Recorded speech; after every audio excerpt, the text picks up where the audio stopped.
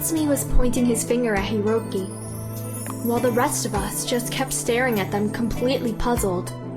Hiroki sat back in his chair and put his hands up, showing he didn't want to get into a conflict. Mizuki was the first who showed some reaction. Katsumi, please sit down. We're in a workplace, not in the street. This is just another meeting that will have to be interrupted. I apologize. I won't be causing you any more problems. I'll go. Katsumi, please sit down and let's talk this through. I can't even remember what happened that made you feel so upset. How can you not remember? And how come Katsumi recognized you, but you didn't recognize him? It doesn't make sense. Never mind. Rokuro, we used to play Shadow Time together. Remember that virtual reality game? We couldn't know what each of us looked like in reality because we played as avatars and used nicknames. But we could talk to each other. It's just a computer game, for goodness sake. It's a game where we had a chance to earn a lot of money. But I didn't have a team which was loyal enough. Let's drop this for a moment. Are we gonna continue with this meeting and talk business? Or are we Get serious for a change, the two of you, will you? Go somewhere else and discuss your issues there. We really didn't have to start it all this way, really. I'm sorry, Katsumi, if I insulted you or caused you any damage. I'm willing to talk this through and make it up to you. What do you say we make peace? Hiroki was now standing opposite Katsumi. Because of all the suspense, my throat got dry, so I reached for my glass. At that same moment, Hiroki extended his arm toward Katsumi. I dropped it and spilled the juice all over me. Oops, I'm sorry. I didn't see you were holding a glass. That's some tough luck I have today.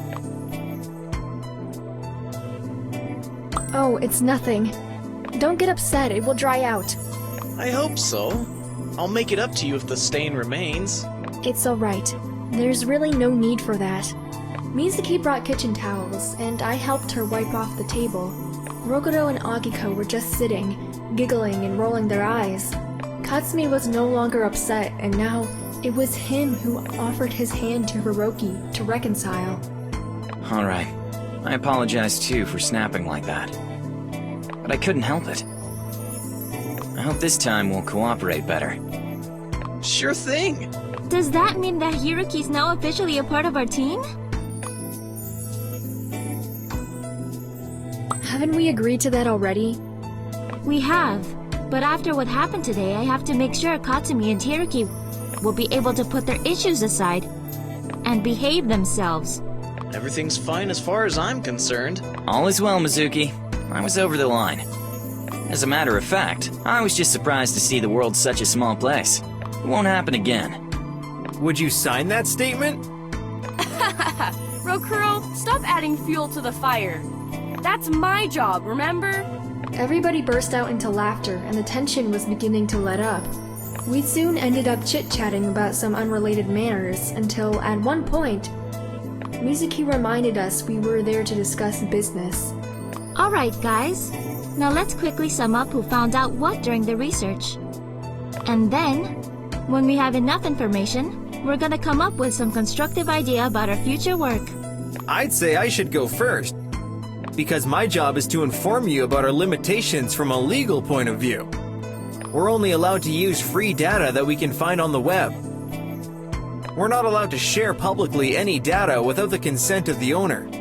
There's a lot more to it, but the point is we have to be extremely careful. As far as the users are concerned, I'd like to add that they are all mainly girls. Teenage girls, to be more precise. Yes. Also, Agiko and I did some research on the stuff they wanna find out from the guys they meet online. Everyone can send their photos, but that doesn't guarantee us we're chatting with that exact person. If we could create a list of accounts which users have flagged as suspicious, we'd have something to start with. We could do that. What do you think, Katsumi? Is it doable? Yeah, everything is doable. I'll figure out how to make a base, which we don't have to access, but where users can leave their data, and give permission for those data to be shared with third party. As for us, we're clean. And what if someone enters false data? We'll filter them and save only those that have been flagged most. Good idea. Great! The only thing that we're left with is the choice of music. I suggest we get in touch with some famous band. I don't know if you've heard about Above Dream. Their music is awesome. I didn't know you liked them. Our friend Tadaki wrote one song for them. That's perfect! I hope you can arrange for me to meet them. I'm a huge fan. This is a nice idea, Hiroki. I'll think about it. Alright then. I think we covered all burning issues. I'll see you guys next time when Katsumi has a trial version of the app. We separated in peace. I saw Akiko going away with Hiroki, and I was sorry I couldn't come with them. I had a lot of work to do for my study. Katsumi and Rokuro already had plans, so they each went their separate ways.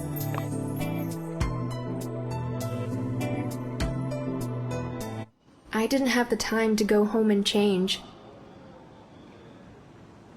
So I dropped by a clothes store nearby and found a perfect combination. I wonder what would Hiroki say if he saw me wearing a t-shirt with the logo of his favorite band.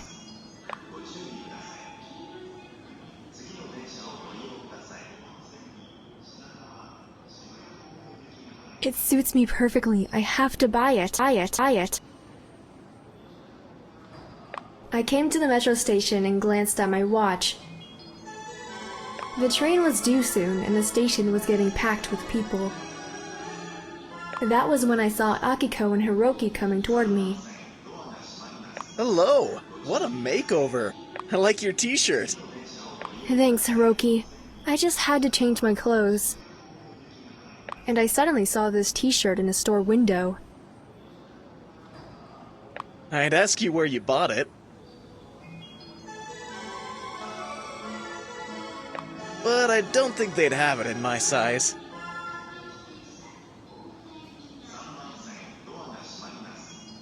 I really like it, you know. Oh, but if it hadn't been for that stain, I wouldn't be wearing it now. Therefore, I forgive you everything. My cousin has always been clumsy. If he weren't, he would do sports, not computer games. Ha ha ha. Akiko, you're so funny. Akiko took her cell into her hands to reply to Tadaki's text and ignored us. Hiroki and I didn't know what to talk about. The silence was making us feel uncomfortable. It looks like the train is late. Yeah. You use this line often? Yeah, most of the time. Akiko told me you were attending the police academy. Can you keep up with the study material? Yeah, I managed to do everything that's requested of me, and the exams are really not that difficult. Great! That means you're studying something you really like, just like me. That's why I find my studies entertaining. And what do you study? Psychology. You know Professor Curtis? You go to his classes too? Yeah, that's not unusual. It's just, I had psychology in each year of my studies. I think you have it only during the first year. I used to think it was an easy course. Hey, I can make it easier for you. I can try to find my first year notes. Just remind me about that, will you? As a matter of fact, I'll get your number from Akiko, and I'll call you. Sorry to interrupt your chit-chat, but didn't you see the train already arrived? Honestly, I didn't. We got carried away. We'll continue our talk some other time. Come with us. You can continue talking in the train. Hiroki and I are going to visit some apartments for rent. It would be nice if you could take a look too. I'd like you to come with us.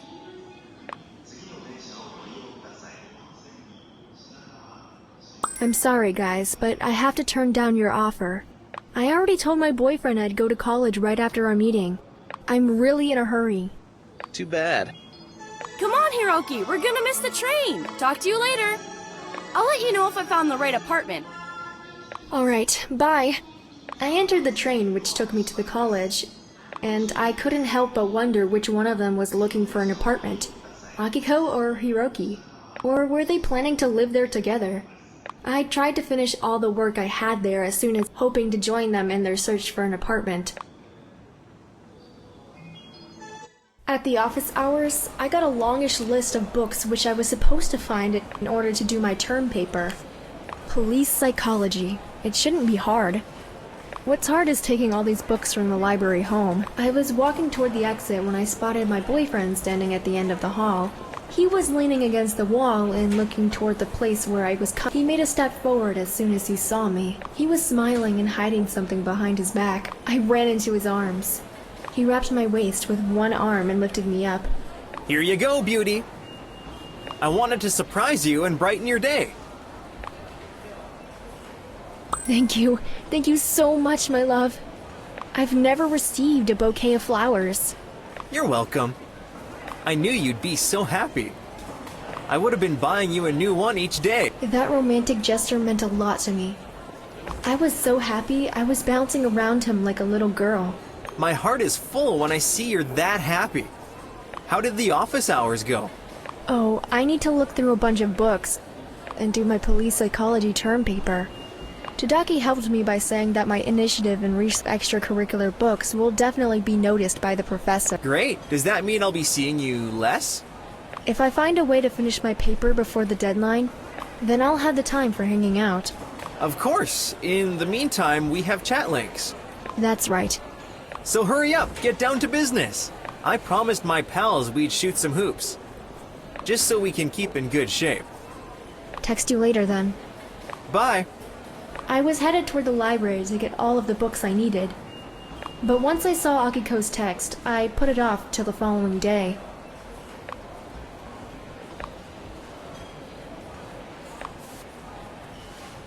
I wondered if Hiroki was still with her, but I didn't ask anything. Since I did all the stuff I had to do, and my boyfriend had already gone to play basketball, nothing was keeping me from going there and seeing Akiko. The apartment for rent was in the suburb, and it had a beautiful view of the town, away from the heavy traffic and noise. The metro station was close by, so any part of the town was within an hour's reach. The best thing about it was equally distant to our college in the town center. How come such an apartment is still free? It has it all. The view, the location, it's fully equipped. And the furniture's not the cheap one. Are you sure it's meant for students? I found this listing on a webpage where people wrote about the locations where they lived. This one was rated best. That's why I suggested Akiko we should come see it together. Are you guys gonna live here together? Nah, I wouldn't bear her presence for so long. Hey you! I'm your blood! Let me tell you something so you can understand my trouble. I have one more pest beside Akiko. Oh, I'll be glad to hear you out. I know Akiko can be a handful too. Just keep talking behind my back, you two. I'm gonna see how big the closets are. I was left alone with Hiroki as Akiko was in the bedroom. He walked up and down looking around for God knew what, his hands behind his back. He would turn around from time to time to check where I was or comment on paintings, but he came to the couch and touched the cushion like he was familiar with all sorts of and then he sat down and spread his arms, reaching a significant part of the couch. This is a dream come true. This is the most comfortable couch I've ever sat on. I had one of a similar type at home, and I always fought with that kid when it came to lying around on it. We even had a seating arrangement.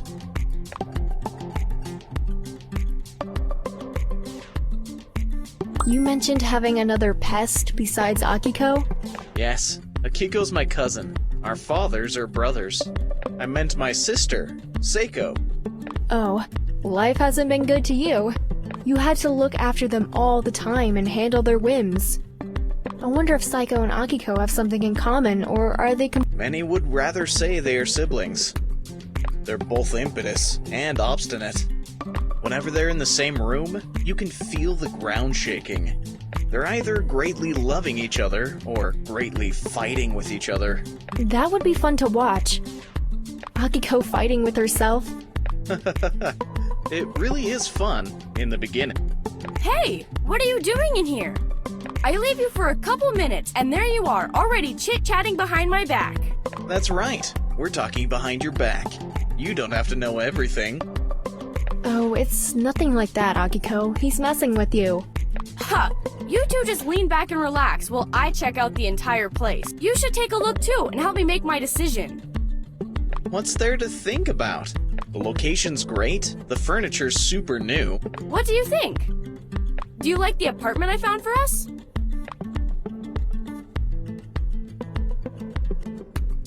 I'm shocked. I didn't know you were searching for an We discussed this. I liked the idea and I wanted to realize it as soon as I could. I totally support you, and I'll be there to help you move your stuff. But are you sure we can afford this place, Akiko? We could. With a little help from someone, perhaps. Akiko, what's the rent? Akiko looked at Hiroki and smiled bashfully. Hiroki nodded in approval and leaned over to kiss Akiko in the forehead. That's when it all became clear to me. Akiko could never afford a place like this. And neither could I. Hiroki was the one who'd pay for it all. I have the best cousin in the world. It will be my pleasure to help you girls get independent. Freedom is priceless. Hiroki, it's okay if you want to offer help to your cousin, but you're not responsible for me. We're not discussing that now. Talk to your mother about the moving, and we'll arrange the details. I'm happy to see that Akiko has an honest friend, and I want to help as much as I can to strengthen your friendship. I love you, my dearest relative. She means really a lot to me, and yet we barely find time to see each other with all the stuff we have to do. Add guys to that, and wow. Now you understand me. Don't let yourselves lose your friend. I would give everything just to have my high school friends around again. But life always takes you some. Akiko screamed with joy and threw herself into Hiroki's arms. She took my hand and made me jump on the couch with her. Hiroki called the owner and took care of the papers. The only thing left was for me to have a talk with my mom and announce the news to my boyfriend, which turned out to be the hardest part. It was time I talked to my mother about moving out. I couldn't wait to get home. I gave her a call right away. Hello. Mom, hi. What are you up to? I'm still at work, honey. Are you home? Nope, I had a pretty eventful day today, actually. There was so much going on. Wow, you sound happy. Yes, Mom, I want to tell you something, but please, promise me you won't get mad. All right, I won't, because obviously it must be something good, considering how you feel, right? Exactly. First things first, I want to apologize for being inconsiderate and not paying attention to your feelings. I'm talking about that night, you know. I was wondering when you'd bring that up. All right, apology accepted. I did some thinking and I spoke with Akiko. We came up with the idea to move in together. We went to take a look at an apartment we found online. All of a sudden? This is not something you decide overnight. You don't know that life is expensive. How are you going to pay your bills? Akiko and I have been working on a new project for ChatLinx company. We'll be able to pay our bills with the fees we'll get for it. That's not a steady job. Mom, I can find a job anytime. At least part-time jobs are easy to find. Akiko's family supports her. We'll be just fine. I can't keep you from going, and I'll understand your wish to be independent. You're a grown-up. Although, you'll always be a little girl to me. I'll support you in your decision, but you should know you always have a place to come back to. Mom, thank you so much. Akiko's gonna be thrilled.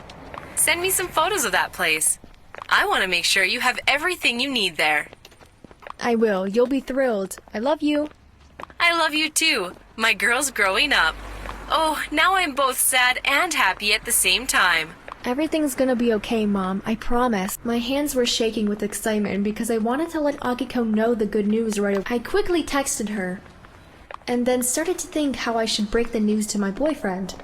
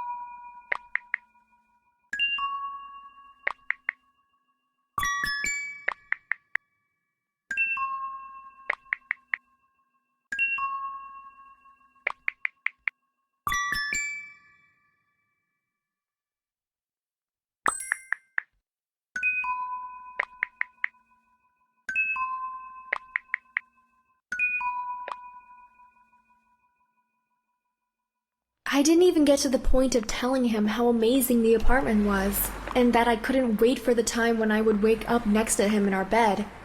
We had a long talk ahead of us. I was on my way, and I just couldn't help thinking what it was that made him so upset. I thought about our last talk. He knew my mom didn't approve of his visits during late-night hours. He knew we hadn't been dating long enough to make such a big step in our relationship. He knew everything, except one thing. He didn't know Hiroki was gonna be there. Somebody must have told him.